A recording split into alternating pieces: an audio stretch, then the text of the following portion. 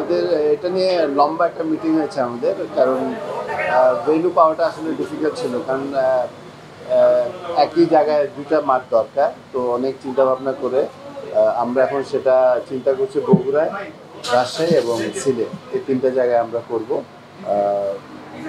এটা এখন আমরা সিদ্ধান্ত নিয়েছি। না আসলে ওদেরকে তো আমরা বিপিএল টিপিএলের অনেক চাহিদা আছে, ওরা সবসময় বলে, বাট আমরা চেষ্টা করছি ক্রিকেটটা মানে সারা বাংলাদেশে যেন হোক, ভালো জায়গা হোক। এবং বগুড়ায় কিন্তু আগে অনেকগুলো ম্যাচ হয়েছে, সেটা আমাদের মাথায় আছে। তারপর রাজশাহীতে মনে করেন যে আপনার প্রচুর ক্রিকেট আছে, ফ্যান আছে ক্রিকেট, অনেকেই পাশের ভালো ভালো প্লেয়াররা আসছে ওখান থেকে।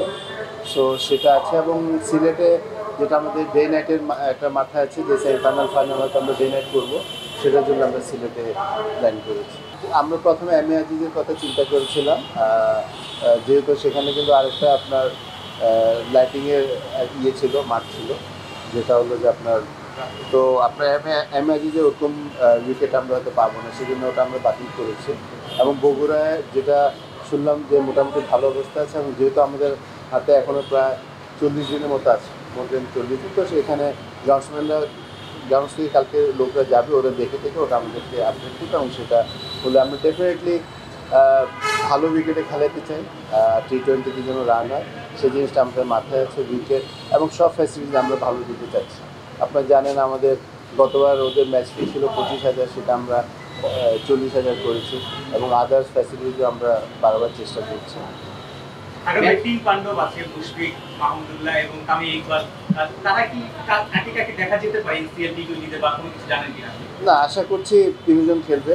তামিম চিটাংয়ের সাথে কথা বলেছে, তামিমও খেলবে। মুশফিক মোস্ট প্রবলি সে সিলেক্টরদেরকে রিকোয়েস্ট করেছে, ও মনে হয় সিলেটের পরে খেলতে চায়, তো সেটা আছে। এবং রিয়াদের সম্বন্ধে কোনো কিছু আমাকে বলে নেই, মানে সিলেক্টরদেরকে বলেন, বাট মোস্ট প্রবলি ডেফিনেটলি ও খেলবে, খেলা উচিত। নির্বাচন নিয়ে যদি বলি, সভা নেয় মানে সরকারের সাথে কথা হয়েছে, এটা আমি এই সম্বন্ধে আমার কোনো আইডিয়া নেই, এটা আমি জানি না। এই যে তিন ভেন্যুতে খেলা হচ্ছে, আপনি বললেন কি সব ডে নাইট করা হবে নাকি? আপনার রাজশাহী এবং বগুড়া আমরা তো নাইট রাত্রে খেলার সম্ভাবনা নাই, তো আমরা ফাইনাল এবং সেমিফাইনালটা আমরা বরিশালে করবো, সিলেটে করবো লাইটে। পার ডে আমরা দুটো করে ম্যাচ খেলছি, একটা বগুড়াতে, একটা রাজশাহীতে, ওইভাবে করে তারপরে আমরা চলে আসবো সিলেট। সিলেটে কি শুধুমাত্র সেমিফাইনাল ফাইনালটাই হবে নাকি?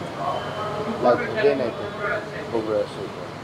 ভাই একটু এশিয়া কাপ সামনে, এশিয়া কাপ নিয়ে এক্সপেকটেশন কি? সবাই তো এখন ব্যাক টু ব্যাক দুটো সিরিজ জেতার পরে সবাই এখন অনেক হাই হোপ নিয়ে আছে। আপনার স্বপ্নটা কি? এর আগে আপনি যখন অপারেশনসের চেয়ারম্যান ছিলেন 2018 সালে আমরা ফাইনাল খেলেছি, অল্পের জন্য শিরোপা জিততে পারিনি। এবার কি মনে হয় যে বাংলাদেশ চ্যাম্পিয়ন হয়েই ফিরবে ট্রফি নিয়ে? দেখেন, T20 ফরম্যাটটায় কেউ কিছু বলতে পারে না, যে ভালো খেলবে সে জিতবে, এবং এক দুটো ওভারে কিন্তু চেঞ্জ করে দেয়। তো আমার কাছে মনে হচ্ছে, আমি মনে করছি যে আপনার খুব ভালো একটা সম্ভাবনা আছে, যেহেতু আমরা শ্রীলঙ্কার সাথে সিরিজ জিতেছি, পাকিস্তানের মতো দলকে আমরা হারিয়েছি। যদি আমরা প্রপার ক্রিকেট খেলি, আমরা যে নর্মাল যে প্লেয়াররা যে ধরনের ক্রিকেট খেলে সেটা যদি খেলে, তাহলে ইনশাল্লাহ আমরা ভালো চ্যাম্পিয়ন আপনার T20 না 100%। আপনি যেখানে ফাইনাল যদি খেলতে পারেন, তাহলে চ্যাম্পিয়ন কেন হতে পারবেন না? বিশেষ 100% আছে। T20তে মনে করেন ওভার কনফিডেন্ট, যদি আপনার প্রপার ক্রিকেট আমরা যদি খেলি। ভাই, আমরা নর্মালি দেখি যে টুর্নামেন্ট কমিটির চেয়ারম্যান আপনি, মানে আমাদের বাংলাদেশের ডোমেস্টিক ক্রিকেট যেগুলো হয়, সেগুলো আসলে মানে ইন্টারন্যাশনাল চাইতে ফারাকটা অনেক বেশি থাকে, স্ট্যান্ডার্ড সব কিছু বিচার করে। এবার আসলে এই টুর্নামেন্টটাতে কী ধরনের পরিবর্তন আনছেন, যে আমরা যেন ওই আন্তর্জাতিক স্ট্যান্ডার্ডে যেন আমাদের প্লেয়াররা খেলতে পারে বা ওই ধরনের ফ্যাসিলিটিগুলো পায়?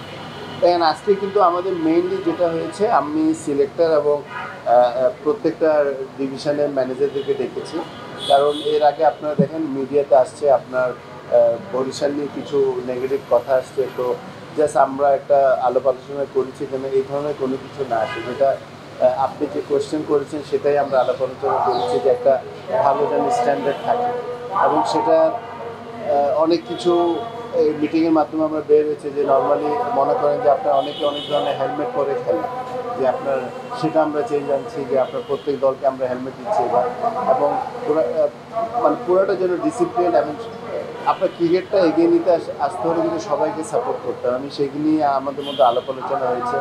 স্পন্সরদেরও দায়িত্ব আছে, ওরা যেভাবে আমাদেরকে স্পন্সর করে ওদেরও কমিটমেন্ট আমাদের দেওয়া উচিত, ওদের জন্য আমাদেরকে প্লেয়ারদের কী কী করা উচিত সে ব্যাপার নিয়ে আমাদের আলোচনা হয়েছে।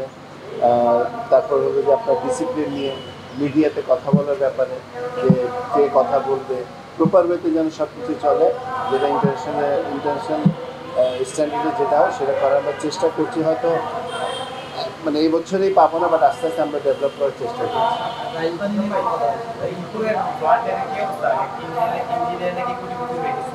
না, এটা তো এনএসসি জানে, এটা তো আমাদের না, এটা তো এনএসসি। Thank you.